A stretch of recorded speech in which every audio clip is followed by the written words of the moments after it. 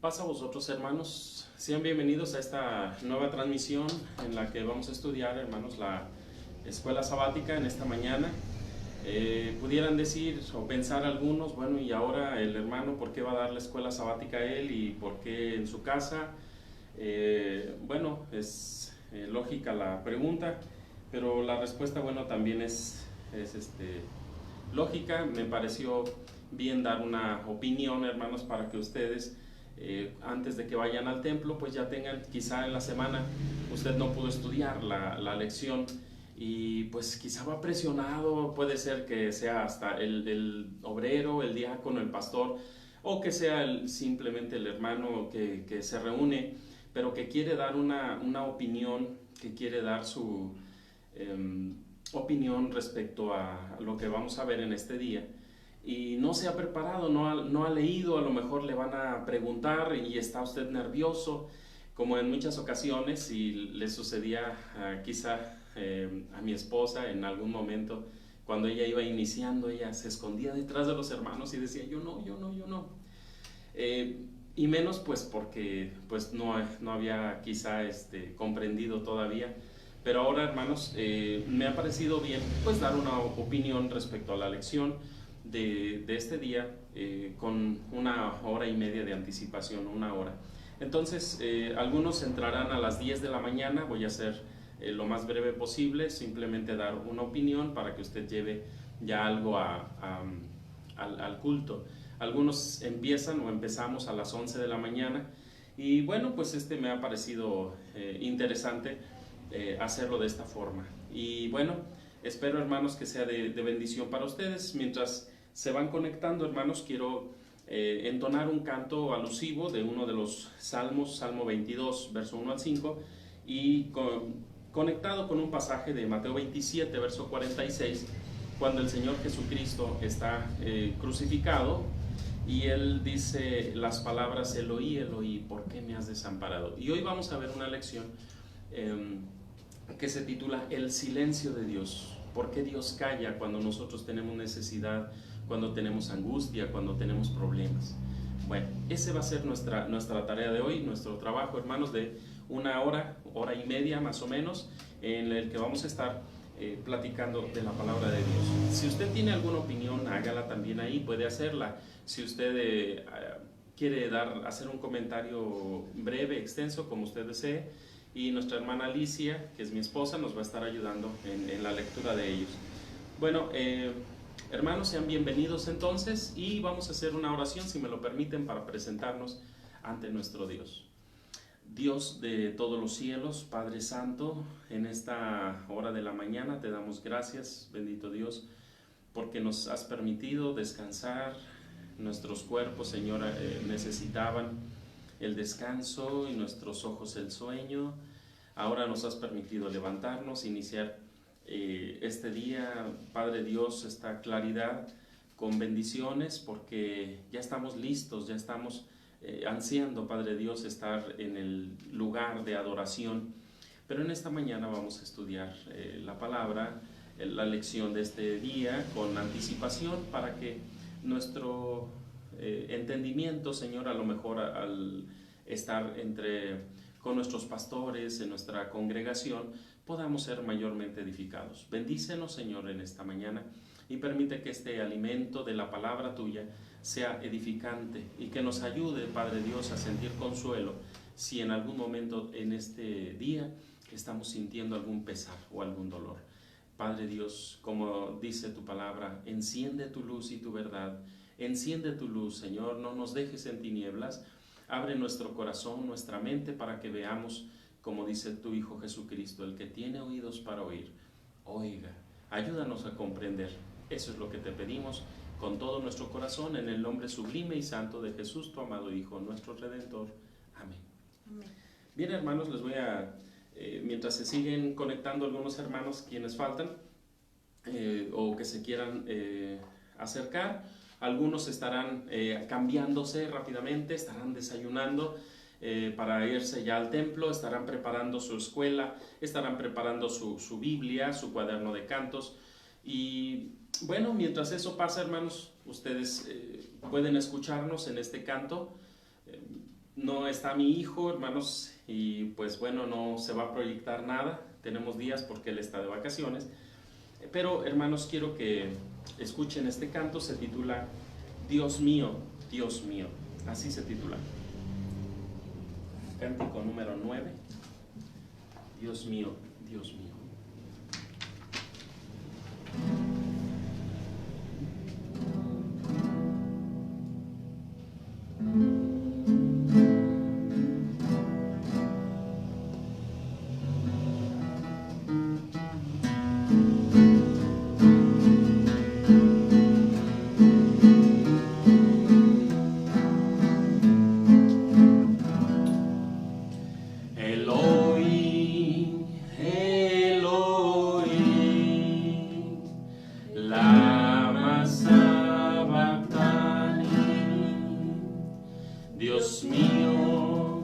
Dios mío, ¿por qué me has desamparado?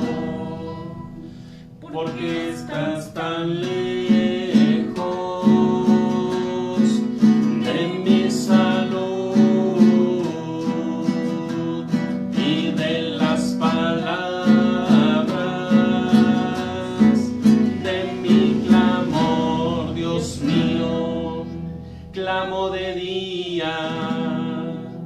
y no respondes, y de noche y no hay para mí reposo, pero tú eres santo, tú que habitas entre las alabanzas de Israel. En ti esperaron nuestros padres, esperaron y tú los libraste, clamaron a ti y fueron librados, confiaron en ti y no se avergonzaron. Dios mío, Dios mío, ¿por qué me has desamparado? Eloi, Eloi, lama sabactani. ¿Por qué estás tan lejos de mi salud y de las palabras de mi clamor? Dios mío, clamo de día y no respondes, y de noche y no hay para mí reposo, pero tú eres santo, tú que habitas entre las alabanzas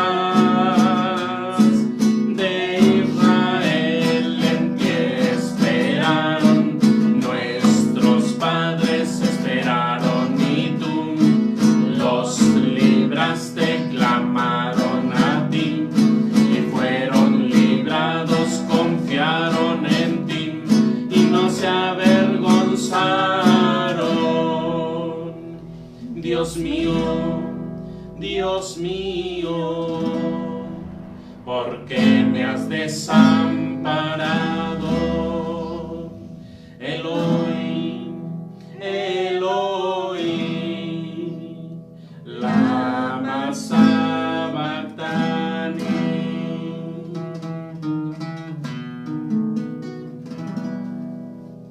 Amén. Amén. Bien, hermanos, les invito que por favor, los que puedan abrir su lección, los que puedan escucharnos solamente, voy a tratar de leer para que todo lo entiendan, para que todo lo escuchen y para que todo lo puedan estar siguiendo. El título, repito, de la lección de esta mañana es El silencio de Dios. Ese es simplemente, hermanos, el título. Dios calla. Y nos dan, hermanos, dos citas bíblicas, que es el Salmo número 42 y el Salmo número 43. Estos dos salmos, hermanos, prácticamente son uno solo. Son 16 versos en dos salmos que prácticamente, hermanos, son un canto que se desarrolla, hermanos, en tiempos de angustia, en tiempo de dolor. Y este canto, hermanos, se dio posterior a la transmigración de Babilonia.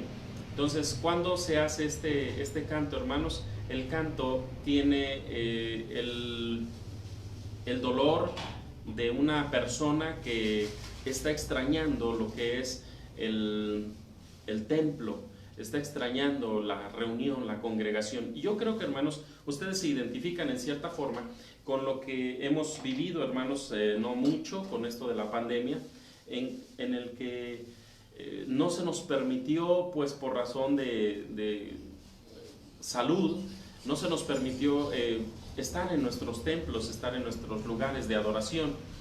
Y esto a lo mejor a muchos los entristeció, los angustió, los hizo sentir mal, porque quizá extrañaban, hermanos, el culto, la fraternidad, la hermandad, estar con sus familias en el templo. Y eso, pues sí, en cierta forma para algunos es angustiante. A lo mejor otros lo vieron como vacaciones, no lo sé. Pero yo creo, hermanos, que en esta misma forma el grupo de levitas, o el levita que está escribiendo este salmo, o masquil, como dice ahí, es una especie de canto en el que se expresa el dolor o la tristeza, aunque también la confianza y la esperanza de volver nuevamente a su templo y volver nuevamente a ese estatus en el que se adoraba a Dios antes, con tranquilidad. Bien, bueno, el énfasis que tenemos que hacer es en la esperanza. Ese es el énfasis que tenemos que hacer, en el desear esperar algo mejor. Bien, el texto para memorizar, yo creo que ustedes lo conocen muy bien. Es Salmo 43, verso 5, que dice: ¿por qué te abates, oh alma mía, y por qué te conturbas en mí? Espera a Dios, porque aún le tengo de alabar. Es el salvamento delante de mí y el Dios mío. Prácticamente, hermanos, este pasaje del verso 5 del número 43 vendría siendo como si fuera el coro de un canto, porque está, hermanos, en tres citas bíblicas, en el Salmo 42, verso 5, verso 11, y lo van a encontrar también, como dice aquí, en el Salmo 43, verso 5. Una disculpa, los salmos no son capítulos, no tienen capítulos y no son prácticamente sino poemas, prácticamente. Bien, el objetivo, hermanos, es fortalecer la certeza de la cercanía de Dios para superar las adversidades de la vida, a fin de vivir en plenitud nuestra vida, en plenitud la vida, sobre todo en Cristo. Fíjense, hermanos, el Salmo tiene algunas palabras que quizá nos puedan parecer a algunos un poco desconocidas, como la palabra abatir. La palabra abatir es simplemente quedarse sin ánimo, quedarse sin fuerzas o sin energía. Eso es abatir, quedarse, ¿cómo se dice?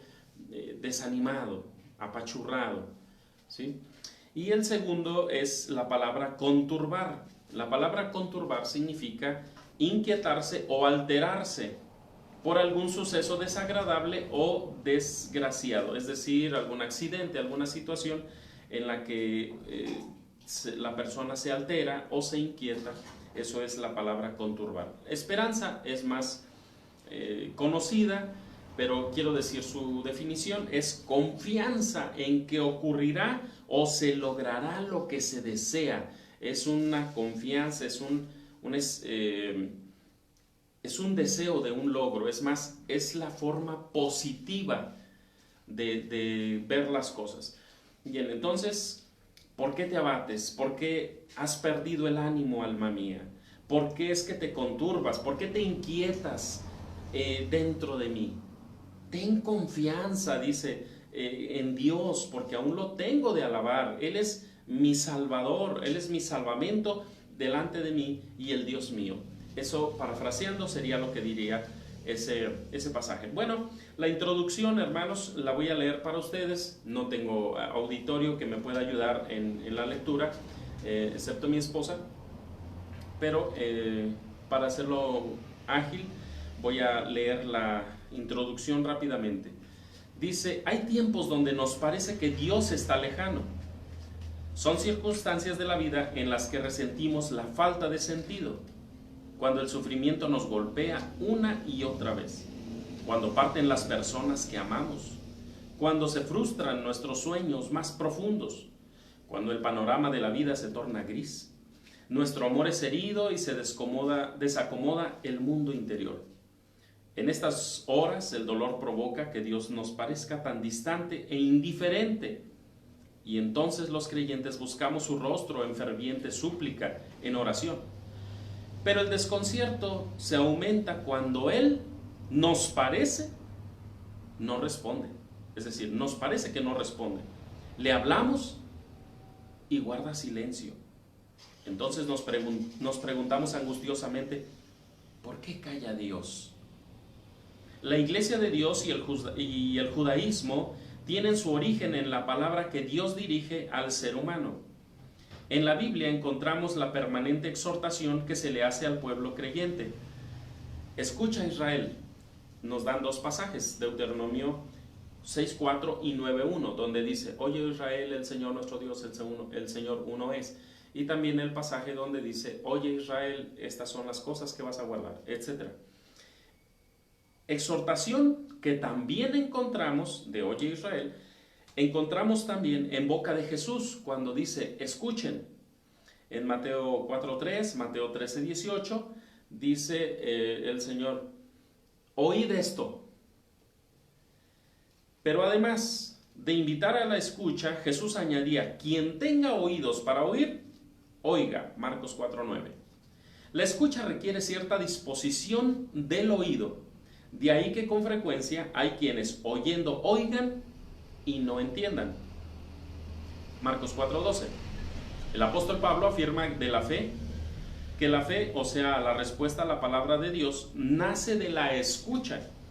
Así que la fe es por el oír, y el oír por la palabra de Dios. Romanos 10:17. Por eso, a diferencia de lo que ocurre en otras religiones, grupos religiosos, en las que importan los visionarios, en la iglesia de Dios lo que importan son los oyentes. Sin embargo, existen momentos en la vida donde en realidad, más que la palabra de Dios, lo que muchos escuchan es el silencio de Dios. Las Escrituras dan evidencia de este silencio de Dios en diversas circunstancias. La tendencia generalizada es vincular esta acción divina con momentos de sufrimiento, situaciones difíciles, intolerables e indignas para el ser humano. En esas situaciones es donde se pide la intervención de Dios para encontrar la solución ante la desdicha. Y con ello surge el clamor por la explicación. ¿Por qué sucede esto? ¿Dónde está Dios? Si de verdad se interesa por nosotros, ¿cómo es posible que no reaccione? Los porqués aparecen en momentos de desesperación y sufrimiento. Dichas interrogantes reflejan algo aún más profundo. Parten de nuestra finitud humana. Los porqués devienen de la falta de control sobre una situación. Reflejan nuestra impotencia. Hace 2600 años, los habitantes de Babilonia preguntaban a los judíos que llegaron desterrados de su tierra por Nabucodonosor, quien había conquistado a Jerusalén en el año 587 a.C., les preguntaban: ¿dónde está ahora su Dios? Y quedó plasmado en el Salmo 115, versículo 2, segunda parte del verso 2. Los judíos no tenían ídolos que hubieran llevado consigo. Su templo había sido destruido y su rey, el representante de Dios, estaba cautivo. Se enfrentaban pues a un serio problema. ¿Podían conservar su fe, su religión, su fe en Dios? Porque ¿dónde estaba su Dios? ¿Dónde encontrar a Dios cuando parece guardar silencio? Han pasado 2 milenios y medio, pero las preguntas vuelven a ser actuales. Necesitamos purificar nuestra comprensión de Dios como lo hicieron los judíos en Babilonia. Esa es la lectura, hermanos, de la introducción. Y en la introducción, hermanos, hay algunos aspectos que quizá a usted le parecieron interesantes, a mí también. Por ejemplo, hermanos, la parte donde Jesucristo también toma en la misma forma que lo hizo en el tiempo antiguo, la frase, oigan, escuchen, pero nos hacía una explicación, se nos hacía una explicación en la narración donde dice, Jesús añadía, para que oyendo, oigan, no oigan y no entiendan. ¿Por qué decía el Señor esto? A mí me viene a la cabeza, hermanos, algo que normalmente hacemos todos los seres humanos. ¿Se ha fijado, por ejemplo, cuando una persona le dice a usted, hola fulano, mi nombre es Daniel, por ejemplo. Mi nombre es Daniel, oye, vengo a pedirte un favor, hazme esto y eso, ayúdame con esto.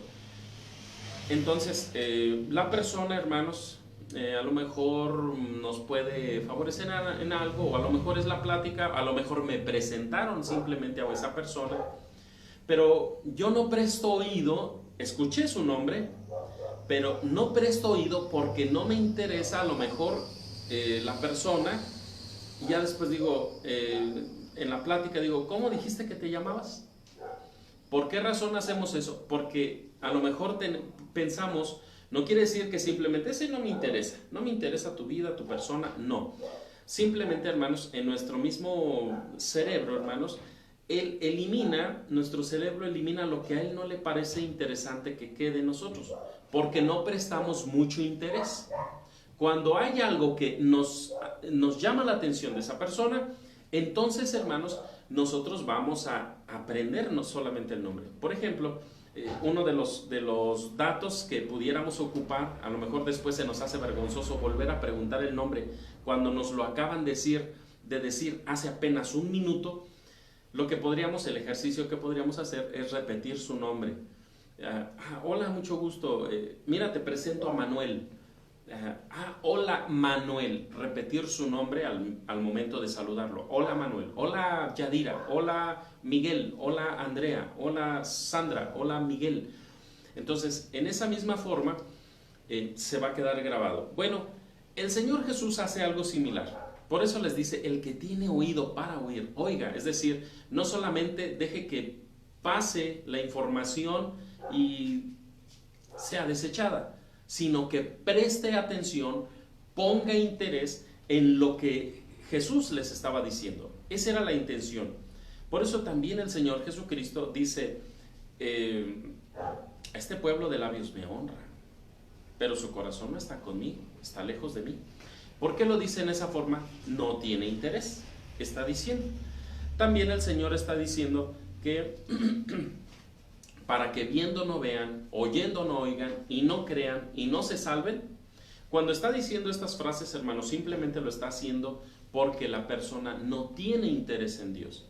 Entonces, este desinterés en Dios, ¿qué es lo que causa? Bueno, que no me salve. Así de simple.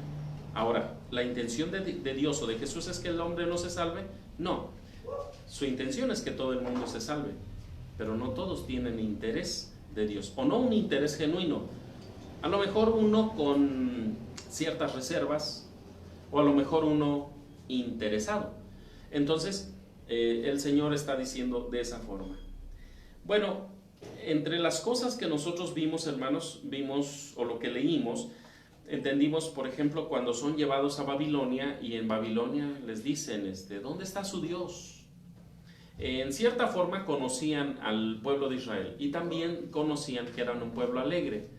Decían, canten pues, saquen el pandero y sus danzas, gócense aquí entre nosotros. Y decían ellos también, ¿cómo podemos gozarnos en una tierra que no es nuestra? ¿Cómo podemos gozarnos cuando somos presos? ¿Cómo gozarnos cuando somos cautivos? Entonces, en esa misma forma. Y ellos preguntan, bueno, pero su Dios los abandonó, o ¿dónde está su Dios? Y bueno, hermanos, aunque aunque esta pudiera ser una frase que incluso comúnmente nos pudieran decir cuando a nosotros nos está pasando alguna situación triste, lamentable, alguna desgracia, alguna necesidad, y pudieran decir las personas que nos conocen, a las que quizá en algún momento les compartimos la palabra de Dios, que nos pudieran preguntar al ver nuestra situación de pobreza, de peligro, de hambre, de necesidad, de falta de trabajo, que puedan decirnos, bueno, pues entonces, ¿dónde está tu Dios? Y eso quizá en algún momento hasta pudiera hacernos sentir o un poco de tristeza, o a lo mejor a veces en algunos un poco de vergüenza.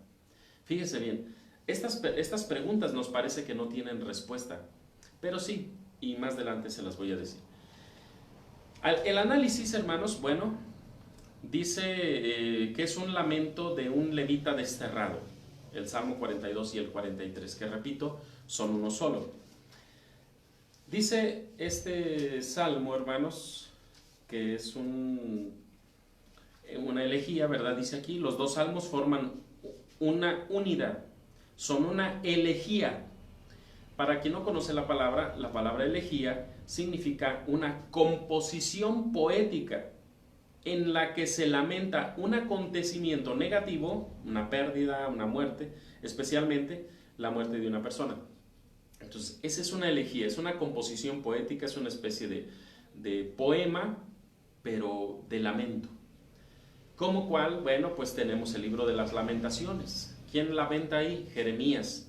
De hecho, existen dos libros de lamentaciones, pero nosotros solamente conocemos el de Jeremías sobre Jerusalén, pero no el de Jeremías sobre Josías. Ese es otro libro de lamentaciones, y del mismo Jeremías.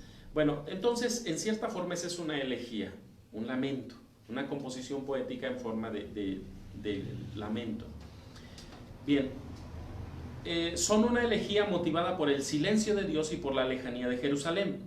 El sentimiento del salmista se mueve entre la presencia pasada, la ausencia en el presente y la esperanza en el futuro. Es decir, esta persona está recordando lo que vivían en el tiempo pasado, está sufriendo por el presente, pero tiene un deseo, una cierta esperanza, se siente un poco optimista con el futuro. Eso es lo que nos presenta este salmo de este levita. Punto número 1 dice, nostalgia del pasado. Voy a leer el verso 4 del Salmo 42 que dice, y acordaréme de estas cosas y derramaré sobre mí mi alma. Cuando pasaré en el número, iré con ellos hasta la casa de Dios, con voz de alegría y de alabanza, haciendo fiesta la multitud. Yo recuerdo, hermanos, cuando niño, mi mamá, mi papá, nos llevaban a todos los hijos, hermanos. Imagínense, nosotros fuimos 8. Y me pongo a pensar, hermanos, cuando todos chiquitos, hermanos, y íbamos todos corriendo al templo, y íbamos todos de la mano, y como éramos muchos, hermanos, pues a veces los mayores nos tocaba cargar a los chiquitos, o agarrarlos de la mano y llevarlos casi corriendo. Y imagínense, hermanos, 10 personas caminando hacia allá. Y bueno, entre papá, mamá y los 8 niños, ¿no? Y todos caminando, hermanos, hacia allá, y unos de la manita, y otros muy chiquitos, otros cargados, pero todos hacia allá. Y yo me pongo a pensar en este hombre que dice, me acordaré de estas cosas, derramaré sobre mí mi alma. Es decir, está hablando de cuando iba al templo y cómo lo hacía, y cómo iba todas las personas, gozosos, alegres.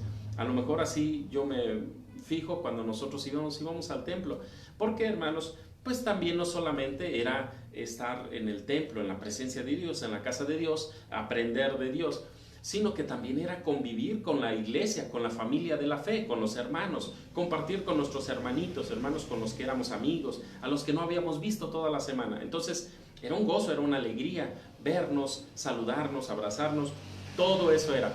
Bueno, ya cuando eran adolescentes, pues por ver el muchacho que le gustaba, la muchacha que le gustaba, pero, hermanos, era simplemente un gozo ir allí a escuchar la palabra de Dios también. Entonces, Este hombre está en ese momento sintiendo lo mismo. Dice la segunda parte del verso número 6.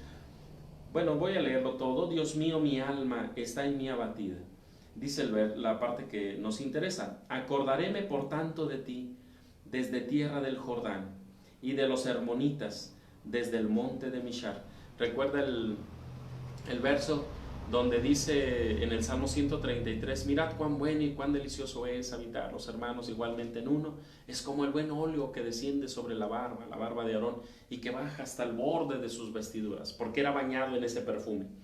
Dice, o como el rocío de Hermón, a eso se está refiriendo, los hermonitas, de los hermonitas desde el monte de Mishar, como el rocío de Hermón que desciende sobre los montes de Sión, porque allí envía Dios bendición y vida eterna. Era algo en cierta forma poética, hermanos, pero decía lo hermoso de los lugares, lo hermoso de ver el Jordán, lo hermoso de ver, hermanos, el monte fresco, con sus ramitas, con sus hierbitas, hermanos, haciéndolo verde, haciéndolo hermoso, un rocío agradable. Entonces, en un lugar caliente, entonces será placer, hermanos.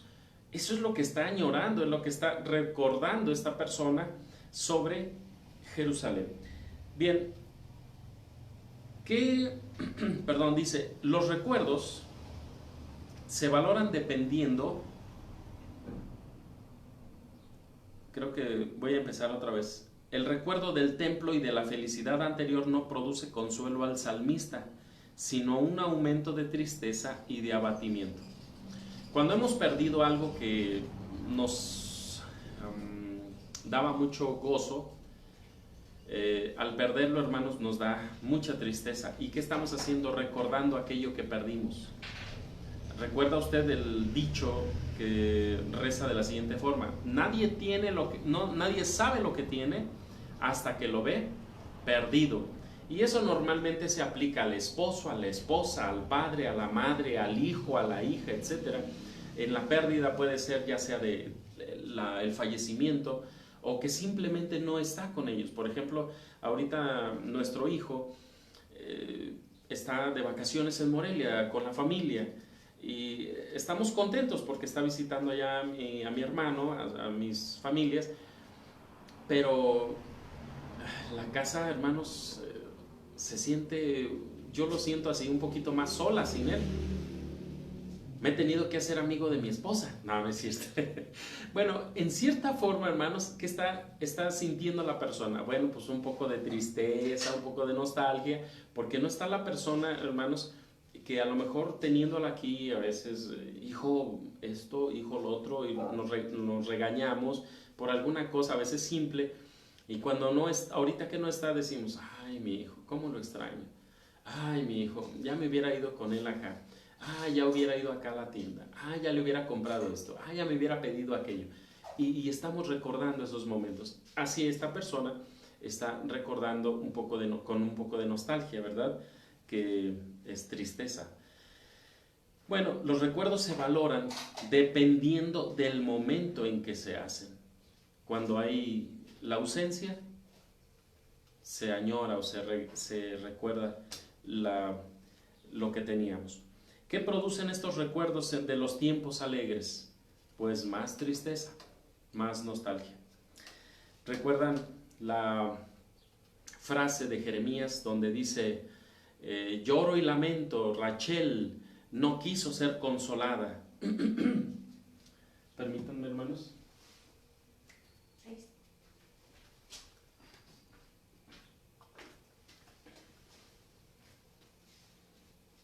Perdón.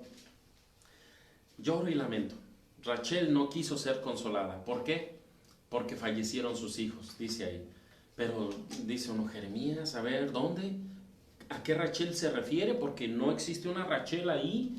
¿Dónde está Jeremías? A ver, ayúdanos, Jeremías. Y no presenta otra cosa más que esa fracción en la que dice que Rachel llora y lamenta y no quiere ser consolada. ¿A qué se refiere? Bueno, si nosotros nos vamos al pasado en Génesis capítulo 35, si no me recuerdo, en el verso 19, del 16 al 19, sucede, hermanos, que Rachel va a dar a luz y su hijo más pequeño, el segundo, sí se ha de lograr, pero ella no va a continuar con vida. Y antes de morir se lamenta y le pone un nombre a su hijo de lamento, le dice Benoni, que significa hijo de mi tristeza. Pero Jacob le cambia el nombre y dice, no, hijo de mi tristeza, no, que aunque era el nombre que le correspondía, porque las madres eran quienes ponían el nombre a sus hijos, pero Jacob dice, no, Benoni no, hijo de mi tristeza, no, no va a cargar con un nombre que le recuerde dolor, va a ser hijo de mi mano derecha, Benjamín, y así le puso.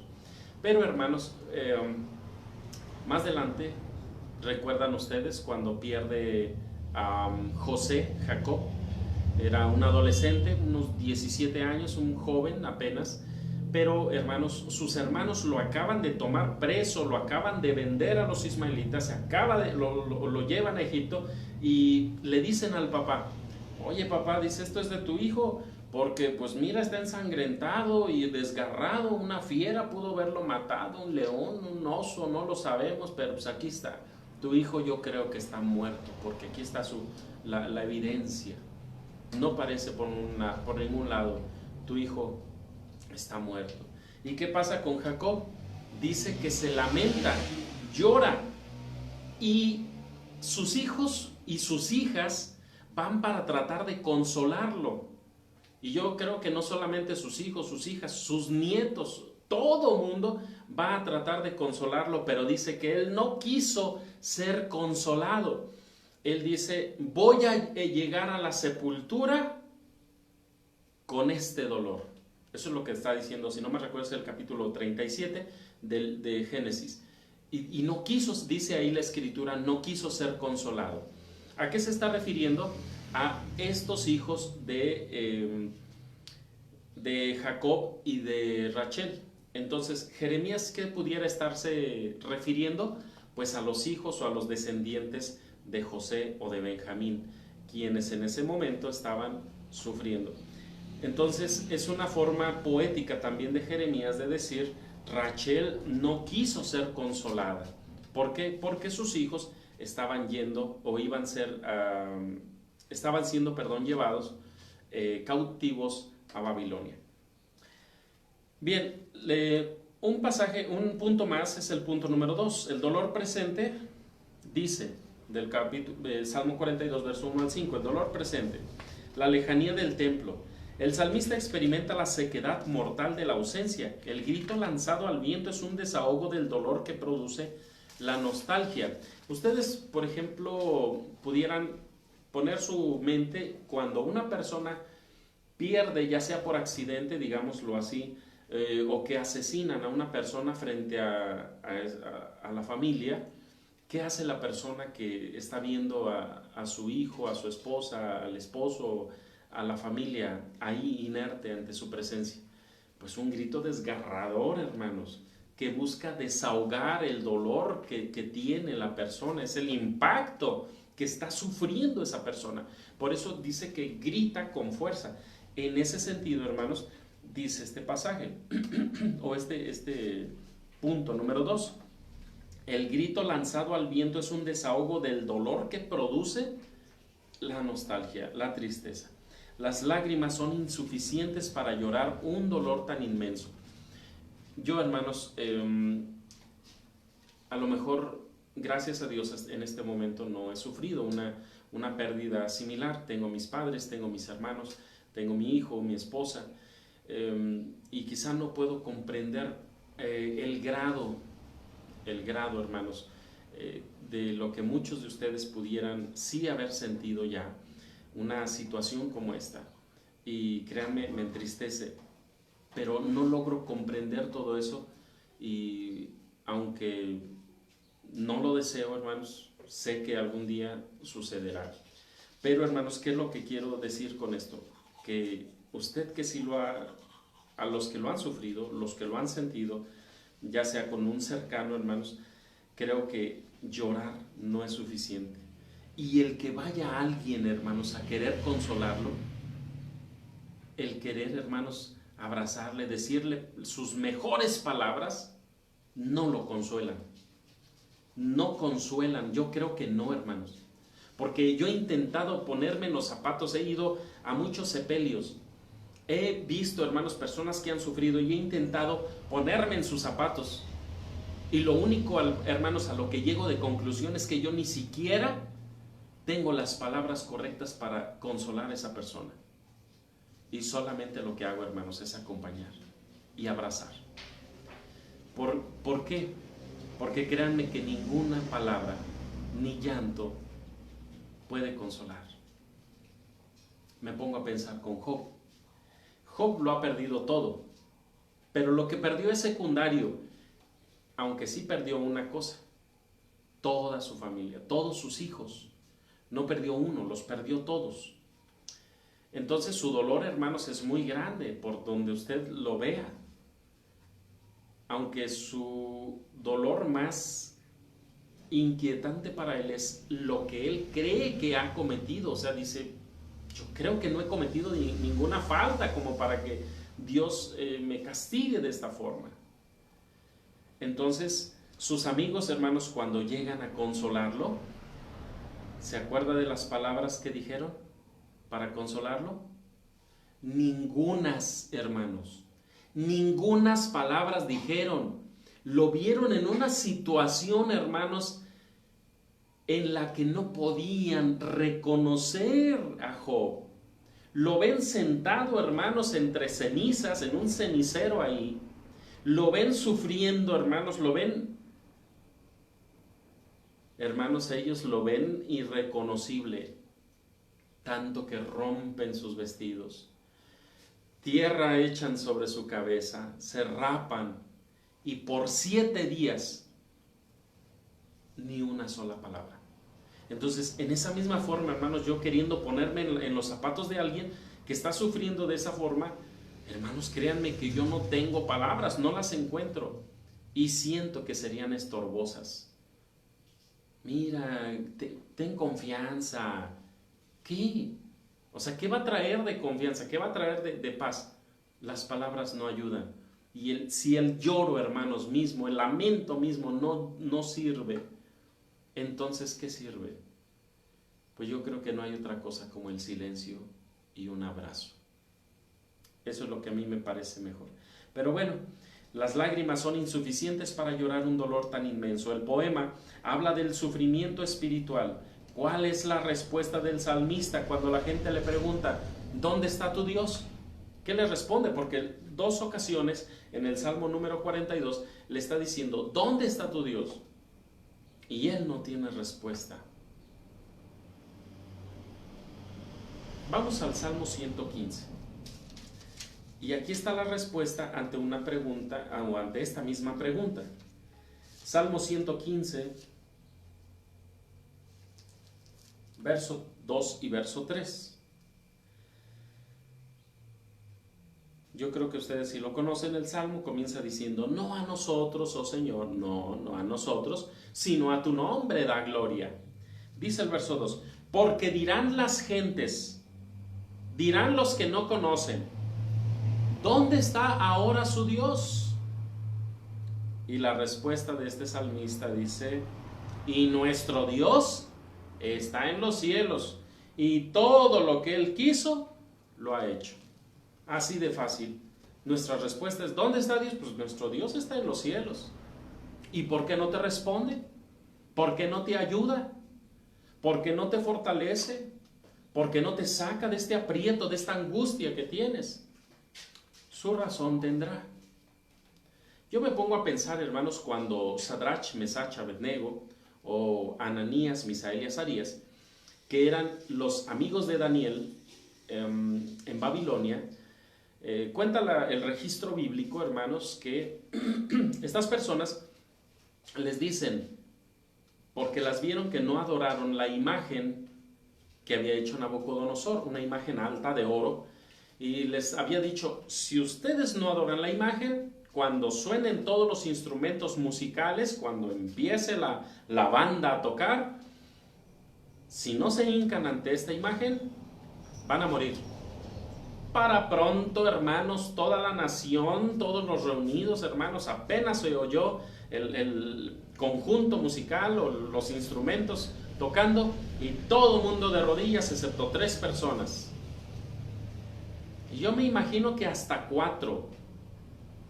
El arrogante Nabucodonosor y los fieles a Dios que no doblaron su rodilla ante esa imagen.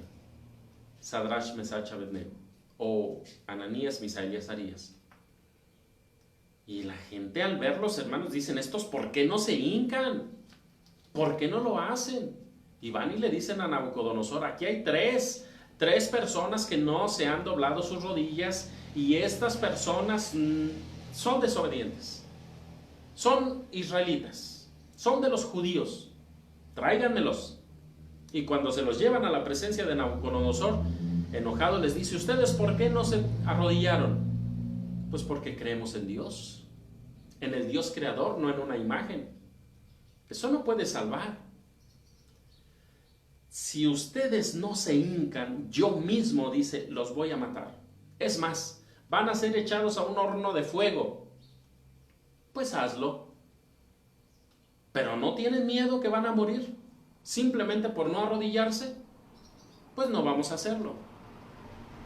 Dice, van a volver a tocar los instrumentos músicos. Si ustedes no se hincan a mi imagen, los voy a destruir. Sepas, oh rey, le dijo uno de ellos, entiéndelo bien, reduce todo esto a tu pobre cabecita, Nabucodonosor. Nuestro Dios puede librarnos de tu mano y de ese horno de fuego. Pero si no lo hace, con todo eso, no vamos a adorar tu imagen. Fíjese bien, aunque no van a ser, dicen ellos, si quizá no fuéramos favorecidos, porque Dios puede favorecernos, no matándonos en el fuego. Pero si no lo hace, con todo eso, nosotros no vamos a ser infieles a Dios, no vamos a negar a nuestro Dios, no vamos a dejar de confiar en Él, aunque, dijo Job, Señor, aunque me matares, en ti esperaré. Fue el testimonio que le dijo a sus amigos, y aunque Él me matare, en Él esperaré. Es difícil aceptar algo así, hermanos, como de que si estamos viviendo en una angustia, sigamos confiando en Dios. Si estamos teniendo una pérdida, sigamos confiando en Dios. Muchos, o para muchos, podría parecerles locura. Estás loco y yo ya hubiera mejor abandonado a ese Dios y me hubiera conseguido otro, como hace el católico. Dicen, esta imagen yo me cansé de pedirle y nunca me resultó, mira, mejor pídele a otro. Y van a otro y no, ese tampoco, mira, pídele a este sí es milagroso. ¿Por qué van cambiando? Pues porque según no les responden. ¿Nuestro Dios puede respondernos? Sí. ¿Y si no lo hace? Pues porque su razón tendrá. Este salmista en el Salmo 115, verso 1 al 3, está diciendo, ¿dónde está su Dios? Le preguntan, ¿dónde está ahora tu Dios? A lo mejor en alguna situación y dice, mi Dios está en los cielos y todo lo que Él quiere hacer lo hace y lo que no quiere hacer, pues también no lo hace. Él tendrá sus razones. En este sentido, hermanos, le preguntan, ¿dónde está tu Dios? Bueno, punto número 3, el futuro esplendoroso. La esperanza de retornar al templo, el reproche y la queja dan paso a la petición. Envía tu luz y tu verdad, estas me guiarán, me conducirán a tu santo monte y a tus moradas. Salmo 43, versículo 3.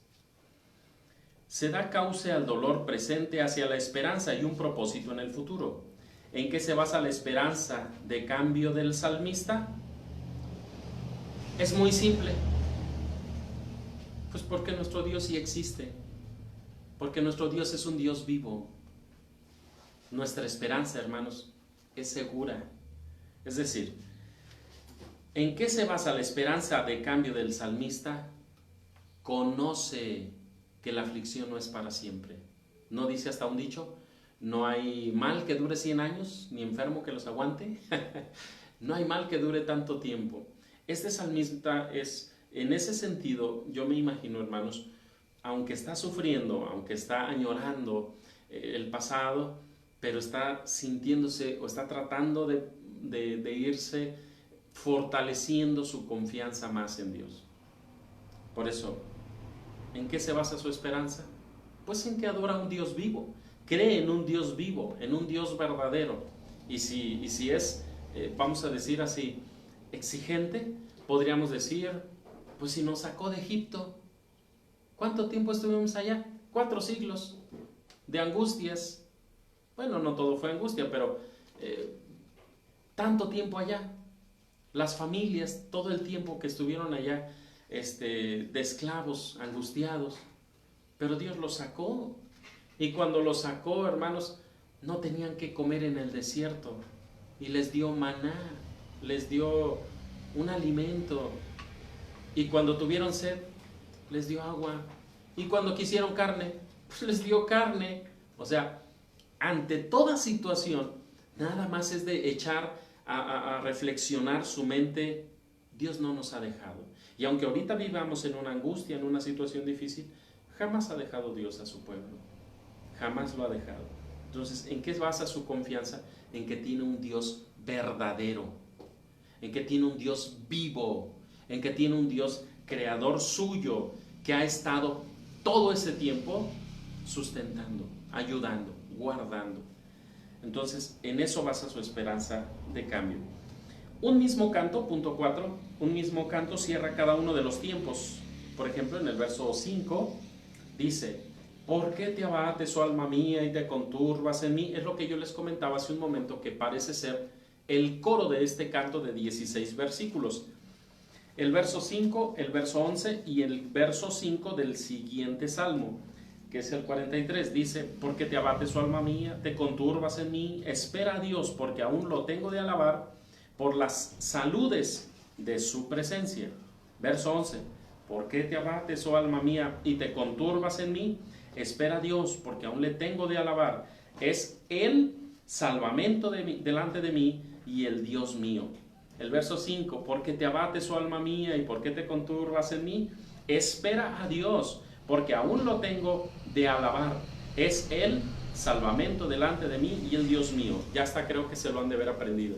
Estos 3 versos, hermanos, 42, 5 y 11 y 43, verso 5, en cierta forma, hermanos, dice aquí, cierra cada uno de los tiempos. Digamos que del verso 1 al verso 5 es una estrofa donde estás narrando, hermanos, primero su nostalgia. Del verso 6 al verso 11 está narrando su vivencia, pero su confianza. Y del verso 1 del Salmo 43 al verso 5 está narrando su optimismo. Sí va a haber su esperanza, sí va a haber salud. En cierta forma es lo que se ve. Aunque la letra sea la misma, su sonoridad es distinta en cada estrofa. Note bien esto. Al final de la primera estrofa es una voz tímida y ahogada. ¿Por qué te abates, oh alma mía, y te conturbas en mí? Espera a Dios. O sea, es una forma tranquila, pero tímida, ahogada. La segunda vez dice, es una afirmación y reproche, como diciendo, no pierdas también tu fe. ¿Por qué te abates, oh alma mía, y te conturbas en mí? Y la tercera vez dice aquí, la última vez es casi un grito de triunfo. ¿Por qué te abates, oh alma mía? ¿Por qué te conturbas en mí? Ten confianza en Dios. Es lo que está diciendo ya al final. Espera a Dios. Él es el salvamento mío. Yo me imagino que es un canto, hermanos, que va subiendo poco a poco, de ritmo, de intensidad, de fuerza, de confianza. Y que ese canto, hermanos, al final es como el clímax del canto. Así lo pudiera yo ver. Es obviamente un canto, dice el Salmo 42, al músico principal, masquil, a los hijos de Coré. Es decir, es un canto elaborado y se lo dan a los hijos de Coré. ¿Cuál es la intención? Pues entonarlo en el templo, aunque no era un canto congregacional, era un canto que se hacía en coro. Recuerden que David organiza los coros y hubo 3 coros. Bueno, recuerdan, uno es a los hijos de Coré, el otro es a los de Asaf y el otro no recuerdo, pero son tres coros, vamos a decirlo así. Bien, en las fiestas principales, hermanos, en las fiestas más principales del pueblo de Israel, bueno, ahí sí estaban organizados todos y los 3 estaban, uno a la derecha, uno al centro y uno a la izquierda. Bueno, de eso hablamos otro día. El recuerdo del pasado, de gozo perdido, su distancia y lejanía, las contrariedades y las penalidades del presente con sus dolores, angustias, la esperanza de regresar algún día ante la presencia anhelada. He ahí las 3 etapas del presente salmo, que bien pueden ser 3 etapas de la fe. De la fe. Bueno, hasta aquí, hermanos, es el punto número 1 del análisis sobre los salmos 42 y 43. Segunda parte. Preguntas sin respuesta. No sé si hay alguna pregunta ahí hecha, todavía no. Muy bien. Preguntas sin respuesta. La relación con Dios está llena de preguntas. Si sumamos las preguntas a lo largo de este salmo, obtenemos un total de 10 preguntas. Unas son formuladas por los enemigos. Yo creo que no hay problema con esas, ¿verdad? Las 2 preguntas formuladas por los enemigos es: ¿y dónde está tu Dios? Esas son las preguntas. ¿Dónde está tu Dios? La inciso B dice: otras se las plantea el salmista a sí mismo. Dice el Salmo 42, verso 2. Mi alma tiene sed de Dios, del Dios vivo. ¿Cuándo vendré y pareceré delante de Dios? Aquí tiene unos signos según la versión. La mía es versión 1909 o versión Reina Valera 1909 o antigua. Y esta, en vez de tener esos signos de interrogación, tenía signos de admiración. Decía: ¿cuándo vendré y pareceré delante de Dios? Así como una sorpresa. O cuando vendré y pareceré delante de Dios. Pero en sí es una pregunta. ¿Cuándo vendré? ¿Cuándo será el día que llegaré? Que volveré a estar ante la presencia de Dios. El verso 9 dice, en la segunda parte: ¿por qué te has olvidado de mí? Está diciéndole a Dios. Diré a Dios: roca mía, ¿por qué te has olvidado de mí? ¿Recuerdan a Jesús? Y lo entonábamos en el cántico del principio. Jesús decía: Eloí, Eloí, lama sabactani. Dios mío, ¿por qué me has abandonado? Y los otros se burlaban, ¿verdad? Espérense, vamos a ver si viene Elías a bajarlo de la cruz, burlándose. Pero Jesús decía: ¿por qué, Señor, me has abandonado? Y en cierta forma dice lo mismo: ¿por qué te has olvidado? ¿Por qué te has olvidado de mí? 11, segunda parte: ¿por qué te abates, oh alma mía, y por qué te conturbas en mí? ¿Por qué estás triste? ¿Por qué te has quedado sin fuerza, sin ánimo? ¿Por qué estás así tan agobiado? Esa es la pregunta. Verso 2 del Salmo 43 dice: ¿por qué andaré enlutado por la opresión del enemigo? ¿Por qué tendré que estar así, sufriendo, llorando, enlutado por lo que me han hecho nuestros enemigos o la opresión del enemigo? Y el verso 5 nuevamente: ¿por qué te abates, oh alma mía, y te conturbas en mí? Bueno, en el último ya es prácticamente la misma pregunta, pero como diciendo: ¿y por qué lo haces? No tienes por qué hacerlo, confía en Dios. El inciso C dice: otras el salmista las dirige hacia Dios. Dice que el verso 10, inciso o punto A, o la primera parte del número 10, pero aquí no está ninguna, ¿cómo decirlo? Aquí hay una equivocación. Nuestros hermanos, a lo mejor es un errorcito de dedo, no hay una pregunta que se haga el salmista o que le haga una pregunta a Dios en el verso 10, no es en el verso 9. Dice, diré a Dios, roca mía, ¿por qué te has olvidado de mí? Aunque al parecer, hermanos, es, ¿cómo se dice? Una pregunta a Dios. Pero hay una parte más, dice, ¿por qué andaré yo enlutado por la opresión del enemigo? Es una pregunta hacia Dios, Señor, ¿por qué voy a estar así? ¿Por qué tengo que estar yo sufriendo, Señor, por esto que hacen mis enemigos? 43, verso 2. ¿Por qué me has desechado? ¿Por qué andaré enlutado por la opresión del enemigo? Esas preguntas son las que dice aquí que se le dirigen a Dios. Bueno, tome nota de todas. Pudiéramos hacer una lista de las 10 preguntas, separarlas según lo que vamos entendiendo del contexto. Usted ya podrá hacerlo ahorita, hermanos. Ya tienen los que entran a las 11, pues ahí tienen su trabajo. Bueno, la vida espiritual, y con esto ya vamos a ir terminando. La vida espiritual presenta situaciones llenas de interrogantes, sin respuestas inmediatas o fáciles. Explicar una situación, su origen, sus características, sus funcionamientos, sus propósitos, nos permiten dominarla.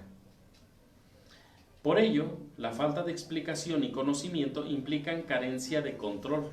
En este clima de lejanía y de preguntas lacerantes se forja el anhelo intenso, semejante al que expresa el ciervo con su balido, sostenido hasta que pueda apagar su sed.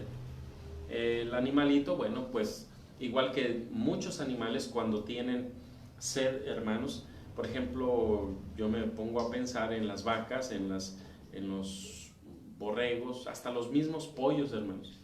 Cuando necesitan comida están manifestándose en su forma, con sus ruidos que hacen, con los que se comunican, y tratan de hacer un llamado en su forma de comunicación a quien les provee. Y nosotros hemos tenido vacas, hermanos, y cuando tienen sed están los borregos y los chivos y ya cuando se les satisface, hermanos, su necesidad, se callan, están silencios. Es más, hasta se sientan, se acuestan, se duermen. Pero, ¿por qué se expresan, hermanos? Pues por su necesidad. Así el ciervo dice aquí, ¿qué hace? Brama, ansioso, ¿por qué? Porque tiene sed. ¿Y por cuánto tiempo está? Como si estuviera llamando a que alguien le dé. Pues porque tiene esa sed, tiene esa necesidad. ¿Hasta cuándo deja de hacerlo? Pues cuando apaga su sed. Entonces, en cierta forma, nuestra vida, hermanos, tiene algo similar. Cuando nosotros entramos en una angustia, pues oramos. Tenemos una situación difícil, pedimos a Dios, rogamos a Dios. ¿Y por cuánto tiempo, hermanos? Hay una situación de enfermedad y usted hace una oración y dice, no, pues ya la conoce Dios, ya, con eso es suficiente, vámonos a hacer nuestra vida, ¿sí? Y dice después, no, es que yo ya se lo puse en manos de Dios. Si Él va a responder, que responda, si no, no va a responder, ¿sí? Así hacemos. O angustiados, hermanos, oramos una y otra vez, Señor, ten piedad de mí. ¿Qué hacía la mujer detrás de Jesucristo que tenía una hija endemoniada? Pero ella era sirofenisa, no era del pueblo de Israel, si no me recuerdo si era sirofenisa. Entonces esta mujer, hermanos, clamaba, Señor, ten piedad de mí. Y Jesús guardaba silencio. Señor, por favor. No pudo haber pensado, bueno, ya una vez me ignoró, híjole, a lo mejor le molesta, ¿no? Pues ya, ¿para qué voy? ¿Sí? Y agarró y se fue.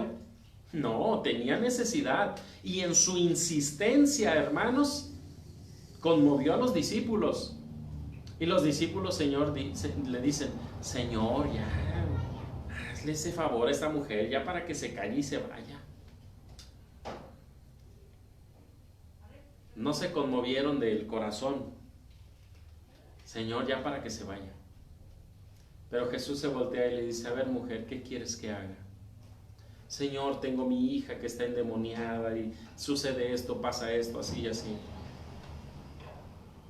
Pero que tú no sabes que no es correcto darle el pan de los hijos a los perrillos. Sí, Señor, yo lo sé. Pero tú sabes, Señor, que aún los perrillos comen de las migajas que caen de la mesa de los hijos, del pan de los hijos. Dice Jesús, ay, mujer, grande es tu fe, pues que sea hecho así como tú has dicho. ¿Y qué sucede? El milagro. Esto, hermanos, en cierta forma me hace ver o a comprender así a Dios. A lo mejor Jesús estaba esperando una insistencia de ella. A lo mejor estaba esperando, no lo sé, que los mismos apóstoles se expresaran de alguna forma. A lo mejor el Señor Jesús, por alguna razón, hermanos, ¿la conocemos? No. Pudiéramos especular, hermanos, aquí tratar de encontrar una respuesta, pero yo creo que no serían válidas. Pero nos acercaríamos a lo mejor en algo. El asunto es que Jesús está callado y la mujer está clamando atrás, rogando, siguiendo al Señor en el camino. Y Jesús seguía caminando, Él seguía en lo suyo. En esa forma Dios está, hermanos, posiblemente esperando a ver qué tanto es nuestro deseo. Entonces, hermanos, pues así como el siervo brama por las corrientes de las aguas, así debe clamar nuestro corazón, hermanos, en busca de una tranquilidad, de una paz. Punto 3. El silencio da lugar a conocer a Dios. El silencio de Dios no es un silencio vacío, es expresión de su gran respeto por el ser humano.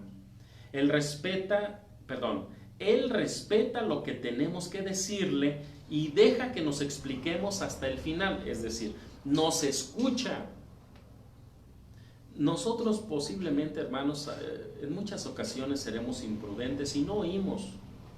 O si nomás está prestado la oreja, pero no el entendimiento. Por ejemplo, los varones somos muy dados, hermanos, a veces a distraernos. Y cuando estamos viendo ya sea la televisión o estamos con el celular y la esposa nos está diciendo, oye marido, mira que el niño necesita esto, mira que le pasó esto en la escuela y que se peleó con otro niño y que hizo y que pasó y que... sí, ajá. ¿Sí entendiste todo? Sí, perfectamente. Muy bien, entonces así le hacemos. Usted no se dio cuenta de nada, hermano. Pero ¿por qué pasa esto? Bueno, hermanos, la mujer sí puede trabajar con varios aspectos, hermanos, a la vez. Y puede escuchar, hermanos, si está platicando con una persona y de repente el niño está, te estoy diciendo que dejes ahí porque vas a tirar eso. Sí, y como te iba diciendo, ¿no? Pues hija, apágame la lumbre, están los frijoles, apágamelos. Sí, y como te iba diciendo el otro, y usted también, no diga eso. Y siguen en varias cosas. Pero nosotros nada más una, hermanos, por eso tenemos que estar así casi con oídos, ojos atentos para poder, hermanos, comprender las cosas. Dios, hermanos, cuando calla, nos está poniendo atención. Dios está en silencio, sí, pero está esperando, hermanos, o está escuchando todo lo que tenemos que decirle. Eso es lo que dice esta frase. Dice la siguiente parte del párrafo 1, del punto 3. Por eso es el silencio de quien deja hablar. Se trata de un silencio hablante, con mensajes profundos, cargado de sentido, pues el que calla para examinar al discípulo también habla, y el que calla para facilitar una comprensión más profunda, cuando llegue el momento también habla. Por ejemplo, una persona que está callado, escuchando solamente, pero poniendo atención, ¿qué hace?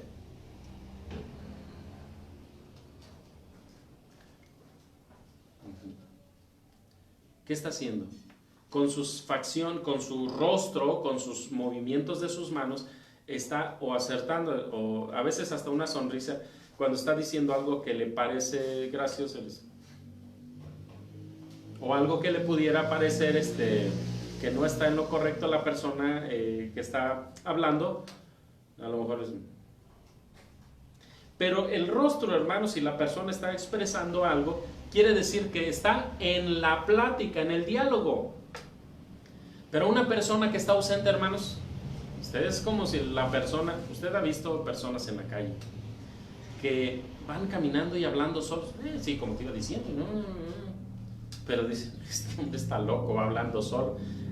A lo mejor está muy sumido en sus pensamientos, no quiere decir propiamente que está loco, pero esa persona va hablando solo. Y a veces nos ha pasado, a lo mejor a muchos, que de repente va uno pensando, sí me dijo esto, sí me dijo que le trajera chiles serranos, y qué más me dijo, y usted está hablando, está sacando de su mente porque está tratando de concentrarse en algo. Pero es diferente cuando una persona lo está escuchando, que no está hablando, pero el interlocutor, hermanos, está o asintiendo, o negando, o expresando molestia, o algo que lo hace al que está hablando sentir que está ahí, sentir que sí se está interesando en su plática. Bueno, es algo similar con Dios, con mensajes profundos, cargado de sentido, pues el que calla para examinar al discípulo también habla. El que calla para facilitar una comprensión más profunda, cuando llegue el momento, también habla. ¿Cómo habla Dios en el silencio? ¿Qué debemos encontrar en los silencios? En mi opinión, su respuesta.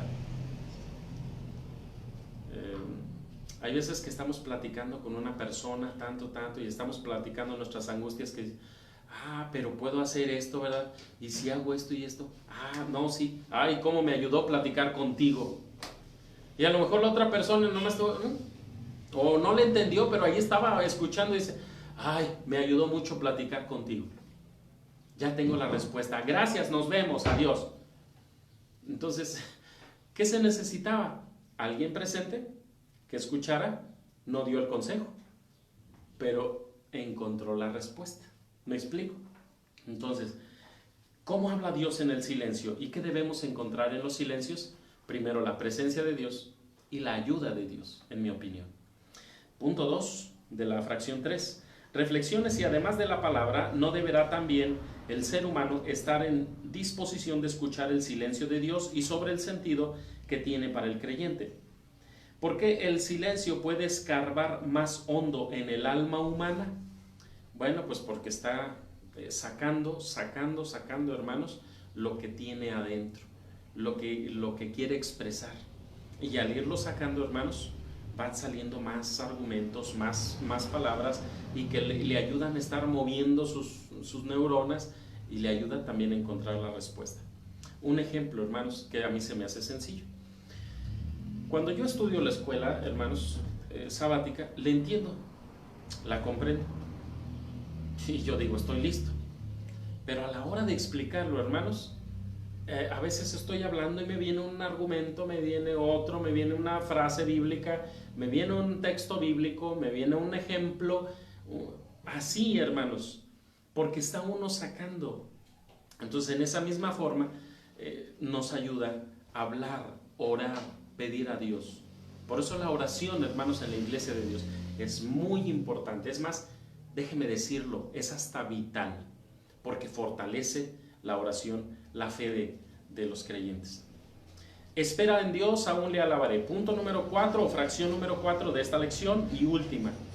Tiene dos incisos. El inciso 1 dice, la espera se mueve entre la presencia y la ausencia. Aquí usted va a encontrar algo que pudiera parecer un poquito enredoso. Dice, Salmo 43, verso 5, ¿por qué te abates, oh alma mía, y te conturbas en mí? Espera a Dios, etcétera. Ya saben el verso. El modo de presencia de Dios es su ausencia sentida. La ausencia no consciente, no sentida. Es ausencia simple que no duele.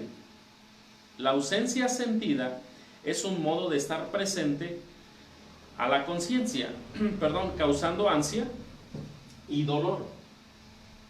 Un segundo, hermanos.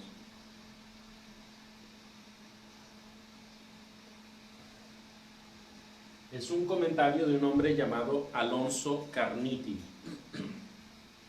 La ausencia sentida es un modo de estar presente a la conciencia, causando ansia y dolor. Este salmo es muy apropiado para vivir la ausencia sentida de Dios y desear ardientemente su presencia gozosa. Es parte de lo que hemos venido diciendo, hermanos. Es un silencio a veces, en mi opinión, necesario, donde es bueno, hermanos, ir a un rincón y solos estar meditando, hablando, sacando, hermanos, lo que nos agobia. ¿Por qué cree, hermanos, que sea en la ciencia médica hay algo que se llama psicología? La psicología, hermanos, ayuda a que una persona esté sacando lo que quedó en el corazón y que nos aflige, que nos enferma. Hay enfermedades psicosomáticas, es decir, que tienen que ver con recuerdos, con traumas, con situaciones que pueden enfermar mi cuerpo. Por ejemplo, hay personas, un ejemplo sencillo, Freud, el padre de la psicología. Este Freud, entre los pacientes que trató, sus primeros pacientes, llega una mujer que está, hermanos, lisiada de sus pies, es decir, no puede caminar. Y esta mujer, hermanos, inválida, llega con Freud y empieza a platicar y a sacar, y con las preguntas correctas, las palabras correctas, empezó a sacar, hermanos, todo lo que sentía, todo su rencor, sus situaciones del pasado, hermanos, la violencia que sufrió, todo eso. Cuando ella va sacando todo, hermanos, empieza a sentir una mejoría en su cuerpo. Y poco a poco se empezó a restablecer, hermanos, con las terapias de estar sacando su pasado, perdonando su pasado. Esta persona pudo caminar. Curioso. A eso le llamaron enfermedades psicosomáticas. Entonces, ¿por qué es bueno, hermanos, cuando nosotros creemos que no está Dios por las angustias o situaciones que estamos viviendo? ¿Por qué es bueno ir en oración y estar buscando ahí a Dios y sacar y sacar y sacar, hermanos? Porque es la forma más correcta. Es más, yo diría que no es hasta necesario mucho ir al psicólogo, aunque a veces ellos hacen preguntas muy apropiadas que ayudan mucho. Pero ¿por qué es necesario, hermanos, nosotros en oración buscar a Dios y sacar lo que tenemos? Porque nos quita cargas.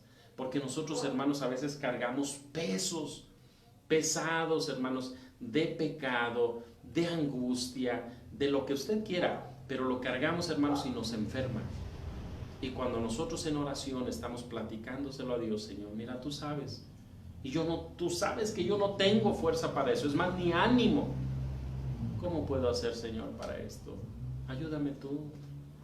Y poco a poco, hermanos, se va saliendo la angustia, el dolor se va calmando. Bien,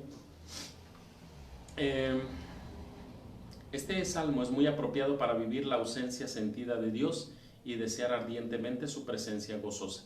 Es decir, nuestros hermanos, quienes han elaborado la escuela sabática, nos recomiendan que cuando sintamos un dolor como este, lea este Salmo 42 y 43.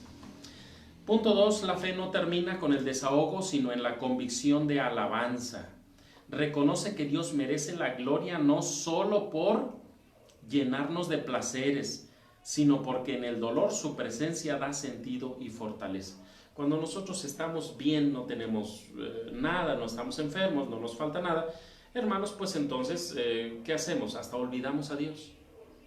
Pero cuando viene alguna angustia, alguna presión, alguna necesidad, es cuando estamos con el, ¿cómo dicen vulgarmente? Con el Jesús en la boca.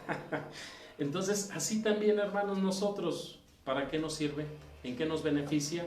Pues fortalece nuestra fe. Nos ayuda a recordar más siempre a Dios y estar sintiéndonos dependientes de Él. Aunque no lo entendamos, de momento, Dios está ahí y sus silencios nos hablan de su gracia y su poder. ¿Podemos alabar a Dios cuando no entendamos lo que pasa? Yo digo que podemos alabar a Dios aún en las desgracias.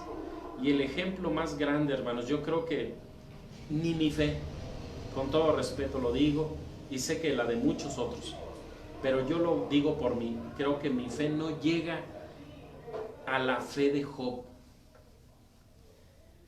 pero es mi meta.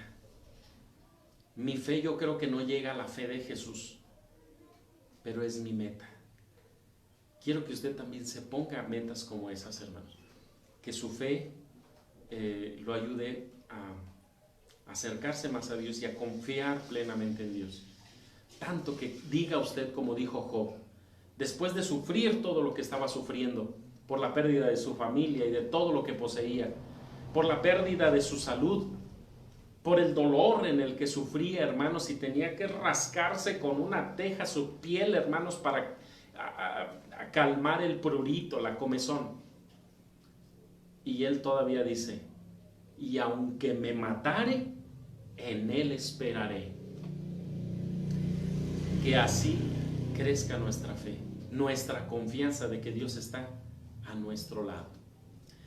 La aplicación, bueno, en el punto número 1, ese yo creo lo van a trabajar en sus congregaciones, formen equipos de forma equitativa, comenten si en el pasado ha experimentado el silencio de Dios y de qué forma lo ha sufrido y por qué se produce angustia en esos momentos.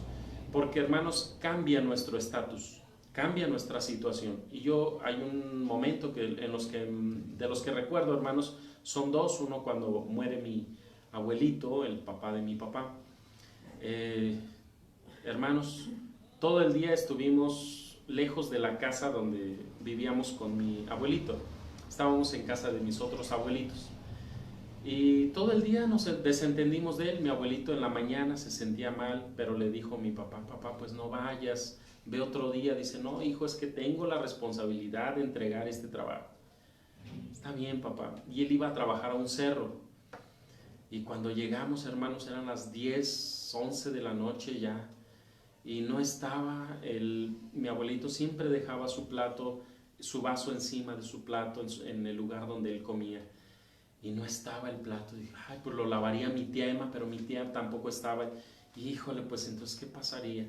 Y empezó la angustia, hermanos, empezó el tronadero de dedos. ¿Qué vamos a hacer? ¿Dónde está? ¿Cómo lo buscamos? ¿Le pasaría algo en algún lugar? Pues, hermanos, se reunieron mis tíos, mi papá, fueron al cerro donde él trabajaba y ahí lo encontraron. Pero todo ese tiempo, hermanos, fue un tiempo de angustia, de tristeza. Otro tiempo que a mí me causó mucha angustia y desesperación en cierta forma, mi esposa, cuando va a dar a luz a mi hijo único, a mi hijo primogénito y único, hermanos, a mí se me hacía eterno cada minuto. Empezó el viernes la labor de parto, pasó el viernes, la noche del viernes, el sábado, todo el sábado y hasta el domingo en la madrugada, hermanos, operaron a mi esposa.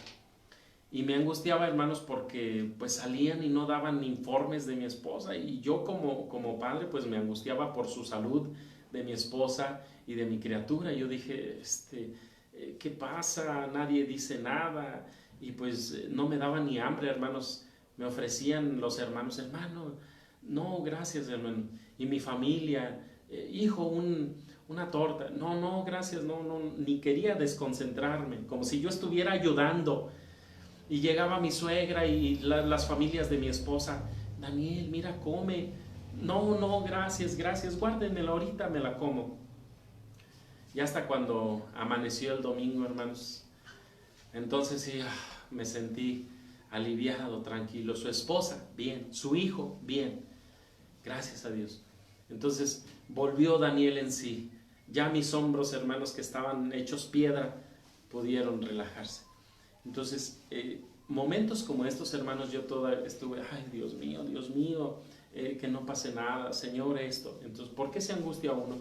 No porque ha dejado de confiar en Dios, sino porque confía uno en Dios, es cuando más está rogando o pidiendo a Dios. Comparta si tuvo algún aprendizaje que cambió su percepción de Dios ante ese silencio. ¿Qué descubrió de Dios? ¿Qué aprendió de usted mismo? Bueno, pues que tenemos que tener más confianza en Dios. Y segundo, que Dios siempre va a estar ahí. Dios siempre va a estar ahí. Estamos como Ananías, Misaías, Arías. Y aunque no nos responda, ¿creemos que todavía está ahí Dios? Sí, Dios está ahí. Último, dice, establezcan 3 estrategias de acompañamiento pastoral con personas que estén atravesando alguna circunstancia desfavorable, ya sea dentro o fuera de su congregación. Bueno, esta ya es una labor que pudiéramos hacer, establecer un grupo de personas que tengan la capacidad de apoyar, de ayudar y que lo hagan. Hermanos, pues ha sido para mí un placer estar en esta lección, prácticamente hora y media exacta de tema. Espero que haya sido de bendición. Ahora que va a sus lugares de adoración, hermanos, ya tiene un pormenor, ya tiene un comentario, algo que le ha servido. Espero que pueda usted participar de una mejor forma. Bueno, la conclusión dice, la escucha es una actitud fundamental de todo ser humano y de todo creyente en el proceso de comunicación. El creyente está llamado a escuchar a Dios. Ya sea que Dios calle o hable, siempre es el mismo Padre, el mismo corazón paterno cuando nos guía con su voz e instruye en su silencio. Su silencio purifica nuestra comprensión de Él, haciéndonos humildes ante su misterio, ante esa situación que quizá pudiéramos en algún momento no comprender. Dios, su silencio purifica nuestra comprensión respecto a Él, haciéndonos humildes ante esa situación. Bueno, hermanos, pues voy a orar para finalizar, y ha sido un placer, una bendición que nos hayan acompañado. Dios los bendiga. Vamos a orar. Padre eterno, una vez más, muchas gracias. Gracias, Señor, por hacerte presente, aun cuando nuestras angustias son muchas, nuestra desesperación es mucha, y pareciera ser que, Señor, estamos desconfiando, pero no es así. Llamamos y clamamos como aquella mujer sirofeniza que seguía a Jesucristo: Señor, ten piedad de mí, ten compasión, Señor, de mí. Porque esperamos también, Padre Dios, una respuesta. Y por eso, Padre, nosotros iremos en oración cada vez que sintamos una angustia, una desesperación. Y gracias a ti porque suceden. Gracias porque nos permites tener esas angustias, esas desesperaciones. Porque normalmente, Señor, cuando todo es paz y tranquilidad, nos olvidamos, Señor, de ti. Por eso, Padre Dios, te damos gracias, porque siempre estás acercándonos hacia ti. Ahora, bendito Dios, vamos a terminar con nuestra lección. Vamos a terminar con esta oración pidiéndote, Señor, que bendigas a tu grey, a tu iglesia, todo este día santo, y que lo que van a estudiar, lo que van ellos a reflexionar en este día, el momento que va a compartir con su hermano, su hermana, con sus hermanos en la congregación, puedan disfrutar cada momento con ellos, puedan disfrutar, Señor, a su hermano, a su hermana, a su familia que le acompaña también, para que pueda gozar, Señor, su presencia, y que también, bendito Dios, puedas fortalecer la fe de tu pueblo en este día. Bendícenos en todo, y si hemos cometido alguna falta, Padre Dios, perdónanos, te lo ruego, en el nombre altísimo, sublime de nuestro Salvador Cristo Jesús. Amén. Amén. Hermanos, Dios sea con ustedes, Dios los bendiga. Hasta la próxima. Paz a vos.